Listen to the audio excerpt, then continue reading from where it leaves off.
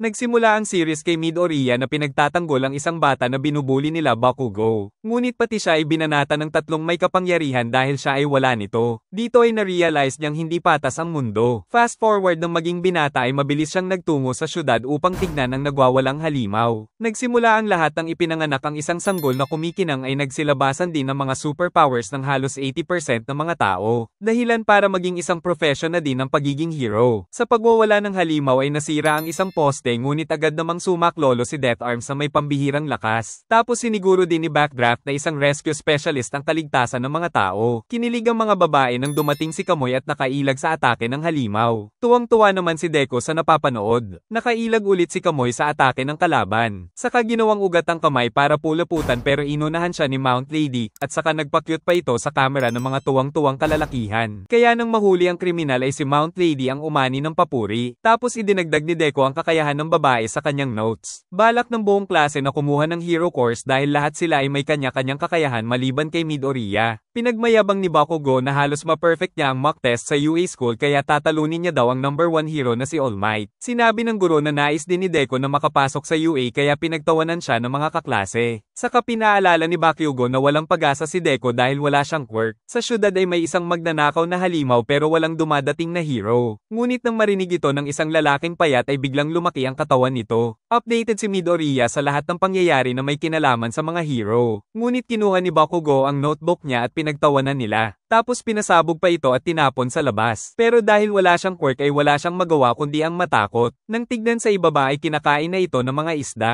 At naalala na mula pagkabata ay iniidolo niya na ang number 1 hero. Kaya pinangarap niyang maging tulad nito pag lumabas na ang quirk. Nagtungo sila sa doktor upang magtanong dahil si Deku na lang ang hindi pa lumalabas ang quirk sa mga kasing edad nito. Ngunit laking gulat nila nang sabihin ng doktor na isang quirkless si Deku. Pagsapit ng gabi ay awang-awa ang kanyang ina dahil gumuho agad ang pangarap ng anak. Habang naglalakad ay may dumating na isang villain na nais gamitin ang kanyang katawan kaya inisip na katapusan niya na. Nang biglang dumating ang number 1 hero na kaagad itong tinalo gamit ang Texas Smash upang mailigtas si Midoriya. Nang magising ang binata ay na-starstruck siya kay All Might. Saka pinakita nito ang nahuli niyang kalaban sa bote ng Coke. At pagtingin sa notebook ay may autograph na ito ni All Might. Saka tumalo ng napakataas pero kumapit si Deku sa kanya kaya nagtungo sila sa rooftop. Dito ay tinanong niya kay All Might kung pwede siyang maging hero kahit walang powers. Nang magsimulang sumingaw ang katawan ni All Might at naging isang payat na si Toshinori. Samantala nahulog pala ni All Might ang nahuling kalaban. Tapos sinipa pa ito ni Bakugo kaya nakatakas ito at kaagad silang inatake. Hindi matanggap ni Deku ang katotohanan na isang payat na parang malapit ng kunin ni San Pedro ang idol niya. Kaya nakiusap si Toshinori na huwag ipapagkalat ang katotohanan. Saka pinakita ang matinding pinsala 5 taon ang nakalipas kaya limitado sa 3 oras na lang siyang nakakapag-transform. At bilang isang pro ay hindi niya daw nirerekomenda na maging hero si Deku kung walang powers saka ito umalis. Ngunit nalaman niyang nawawala ang nahuling kalaban. Saka natanaw ang kaguluhan sa malayo. Agad pa rin siyang nagtungo sa eksena kahit hindi makapag-transform. Nang makita na nagwawala na ang tinalo kanina ni All Might saka bihag pa nito si Bakugo. Sinubukan itong suntukin ni Death Arms subalit hinigop lang ang kamay. Pinipilit pa rin lumaban ni Bakugo ngunit natuwa pa ang halimaw dahil naka-jackpot daw siya. Dumating si Mount Lady pero hindi siya makapasok sa lugar sa sobrang laki niya. Mabuti kahit papano ay may bumbero man. Ngunit walang magawa ang mga hero dahil walang sapat na lakas. At kahit si All Might ay walang magawa. Pinanghihinaan na si Deku ng loob sa pangarap. Ngunit kusa pa rin siyang nagtungo sa lugar ng insidente dahil nakasanayan. Nang makita na nakatakas ang nakalaban kanina ni Toshinori dahil sa kanya. At nang tignang maigi ay nakita niyang bihag nito si Bakugo. Kahit walang powers ay kusang kumilos ang katawan ng bida para iligtas si Bakugo. Saka binato ito ng kanyang bag at sinubukang iligtas ang kanyang bully dahil para daw itong nanghihingi ng tulong. Nakapag-transform na rin si Toshinori pero sumugod na rin ang mga hero at nagkaroon ng pagsabog. Sa kabila nito ay nakaligtas ang lahat dahil kay All Might. At kahit nagdudugo ay sinuntok pa rin ito ng Detroit Smash ang pangit na halimaw na sa lakas ay nakagawa ng tornado. Pagkatapos ay labis na namangha ang lahat sa nangyari. Pinagalitan din si Deku ng mga hero dahil sa ginawa. Pinuri naman ng mga hero ang stamina ni Bakugo. Tapos bago makauwi ay pinagsabihan pa siya ni Bakugo na hindi daw nito kailangan ng tulong. Nang biglang dumating si All Might at nag-flex ng muscle pero biglang sumingaw. Nagpasalamat ito dahil kung hindi dahil kay Deku ay baka pinabayaan niya na lang napatayin ng halimaw ang bihag. Saka sinabing ang ginawa niyang pagsugod ng hindi na nag-iisip ay isang katangian ng mga top hero kaya pwede daw siyang maging hero na labis na ikinatuwa ng bida. Tinanong din siya ni All Might kung tatanggapin niyang maging tagapagmana ng kapangyarihan nito. Dahil ang kanyang quirk na One for All ay pinamana lang din pala sa kanya. Na isang kakaibang quirk dahil naiipasa ito sa susunod na user. At nais niyang si Deku ang magmayari nito dahil may ugali ito ng isang tunay na hero. Agad na nagsimula si Midoriya sa mahirap na training upang maging karapat-dapat sa One for All. Upang maging kapaki-pakinabang ang training ay pinapalinis sa kanya ni Toshinori ang mga basura sa beach. Subalit na overwhelmed si Deku dahil napakadami nito. Para makapasok sa UA ay ginawan pa siya ng training plan na napakahirap. Pero para sa pangarap ay sinunod ito ng bida sa loob ng 10 buwan. Subalit pagdating sa school ay wala na siyang lakas. At dahil sa sobrang pag-a-analyze ay hindi na malayan na napapalakas ang boses kaya binetukan ng guro. Araw-araw niyang sinunod ang buong training program ni All Might. 3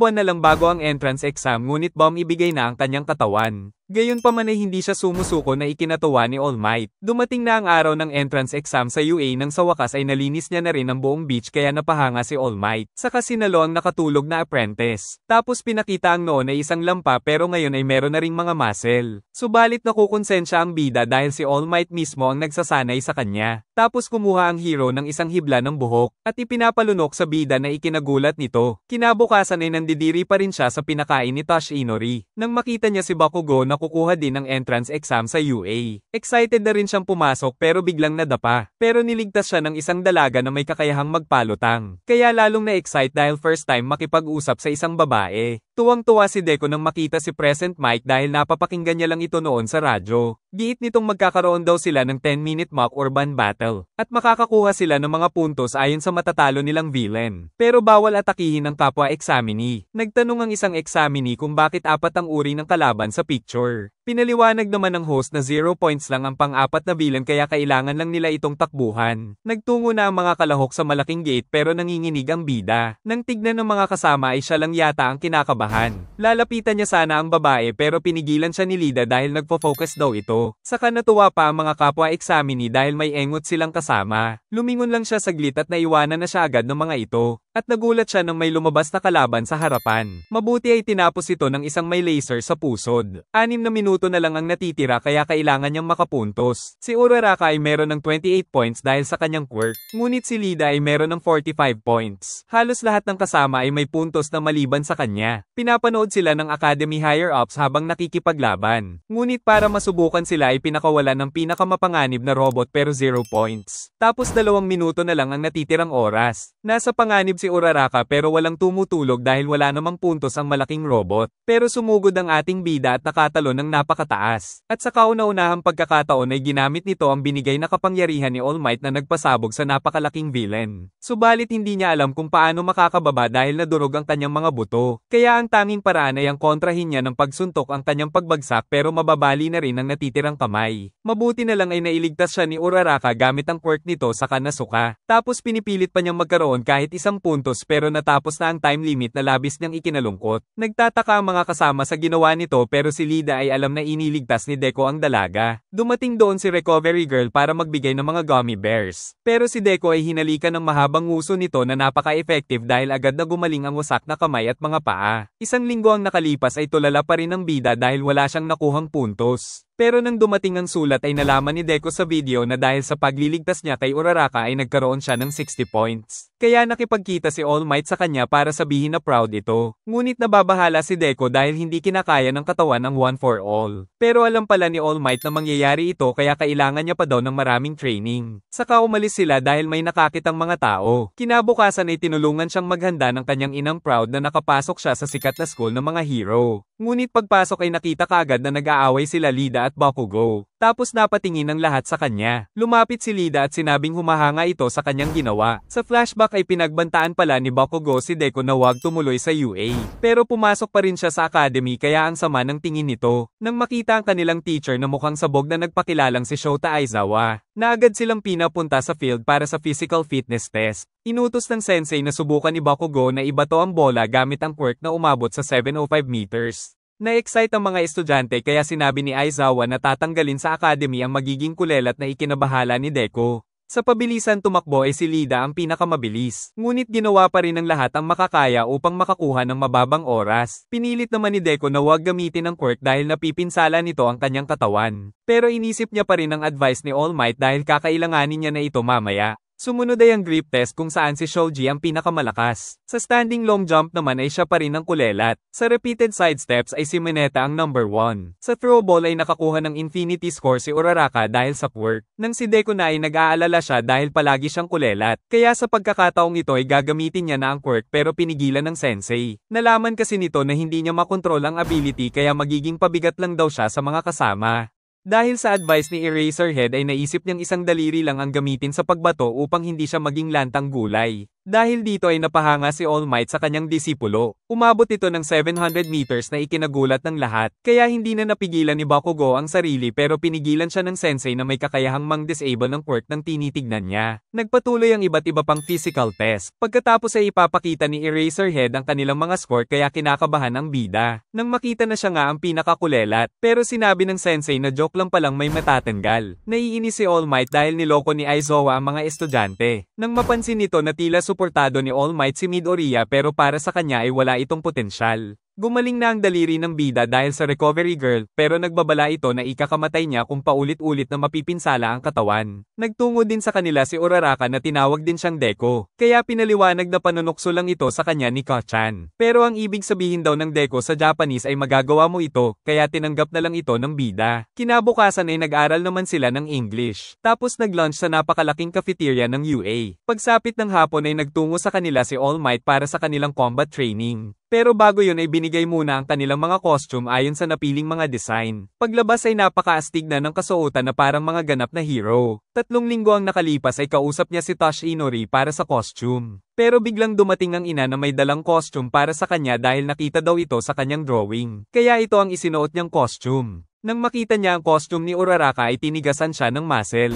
Ngunit napansin ni All Might na masyadong obvious ang costume ng disipulo niya. Sinabi ni All Might na magkakaroon sila ng mga villain at hero. Binuksan nito ang libro at pinaliwanag na kailangan daw protektahan ng mga villain ng nuclear weapon sa takdang oras kung hindi ay matatalo sila. Pinakita ni All Might ang bunutan ng papel upang random na mapili kung sino ang magiging mga magkakampi. Natuwa naman ang bida dahil kasama niya ang crush. Ngunit naudlot ang saya niya dahil sila agad ang unang sasabak. Tapos nagkatitigan pa sila ni Bakugo na gustong-gusto na siyang tirisin. Pumasok na sa gusali ang gaganap na villain. At habang naghihintay sila ni Lida ay naisip ni Bakugo na niloko siya ni Deco na wala itong quirk. Napansin ng dalaga na kinakabahan talaga si Midoriya. Pero wala daw siyang balak magpatalo. Pumasok na ang dalawa sa bintana at maingat na naghanap. Nang bigla siyang atakihin ni Bakugo ng napakalakas. Tapos muli itong sumugod. Pero napigilan ni Midoriya sa unang pagkakataon at binalibag ito. Pero lalo niya lang ginalit si Bakugo. Ayaw makipag-teamwork ni Kachan kay Lida dahil sa inis. At may 12 minutes na lang na natitira sa mga hero. Mabilis na inatake ni Bakugo si Deco kaya tumakas na si Uraraka. Saka gumamit ang bida ng capture tape na parang kay Eraserhead at nagawa na naman niyang makatakas. Kaya naisip ni Tosh Inori na nagbubunga na ang pagiging fanboy nito. Tumakbo siya at nagtago upang mag-isip ng plano. Samantala papatayin talaga siya ni Bakugo pag nakita siya nito. Nakita na ni Uraraka ang target. Nang matawa siya dahil trying hard ito sa pagiging villain. Giit ni Lida na pinaghandaan niya ang quirk nito kaya tinanggal ang mga pwedeng mapalutang. Sinabi ni Uraraka ang lokasyon kay Deco pero wala na silang sapat na oras. Tapos nahanap pa siya ni Bakugo na kaagad siyang pinasabog ng napakalakas kaya nabahala ang mga nanunood. Gayunpaman ay nakaligtas pa rin siya pero tutuluyan na talaga siya nito. Pinalutang naman ni Uraraka ang sarili upang makuha ang target pero itinakbo ito ni Lida. Nag-aalala na ang mga kaklase dahil nababaliw na daw si Bakugo. Ngunit nagbigay lang ng warning na huwag nang ulitin ni Bakugo ang nakamamatay na atake. Pero muli itong sumugod saka tumalon at inatake siya sa likod saka binalibag siya nito ng napakalakas. Saka pinipilit pa rin siya ni Bakugo na gamitin ang quirk. Kaya sinabi ng bida na tatalunin niya na ang tanga. At sa unang pagkakataon ay gagamitin niya na sa bully ang kanyang kakayahan. Naisipan silang pahintuin ni All Might kaso huli na ang lahat pero ang inatake naman ng bida ay ang Kisame. Dahilan para magkaroon si Uraraka ng poste na ipinang-atake kay Lida kaya tagumpay niyang capture ang target. Pagkatapos ay makikita ang bida na sinalo ang atake ni Bakugo para maisagawa ang plano. Kaya naman sila Deco at Uraraka ang nanalo. Subalit ang mga nanalo pa ang injured at ang mga natalo ay walang gallows. Agad na dinala si Midoriya sa nurse office. Hindi naman makapaniwala si Bakugo na natalo sila kaya pinakalma siya ni All Might. Pagkatapos ay sinabi ni All Might na si Lida ang MVP. Giit ni Yaoyorozu na si Lida lang ang nakapag-adapt sa training at si Bakugo ay nagwala lang. At nanalo lang ang hero team dahil isa lang itong training. Ang sunod na lalaban ay sina Shoji at Todoroki laban kina Ojiro at Hagakure. Nang magsimula ang match ay agad na nang alap ng impormasyon si Shoji kaya nalaman nila ang lokasyon ng kalaban. Ngunit ginawa ng yelo ni Todoroki ang buong gusali kaya dumikit ang mga paa nila sa sahig. Saka nagbabala ito na matatanggal ang balat sa talampakan kung pipilitin pa nilang gumalaw. Dahil dito ay nanalo na agad sila Todoroki.